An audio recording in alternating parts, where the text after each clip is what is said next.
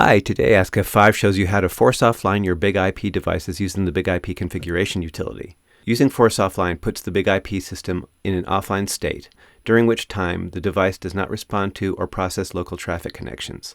A typical use for this feature is when you want to perform maintenance on a Big IP system. When the maintenance is complete and the system is functional, you can return the unit to an online state. For full details about force offline behavior, considerations, and recommendations, refer to this article linked below. To force offline a Big IP system that is part of a device group, log into the configuration utility. Go to Device Management, Devices. Select the local device, Self. Select Force Offline. To later release the unit from its forced offline state, select Release Offline.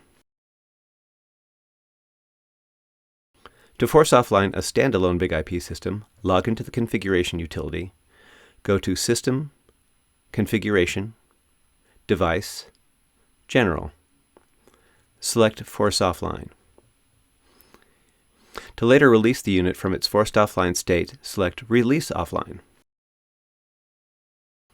That's it. If you have questions or comments, please send us an email. Thanks for watching.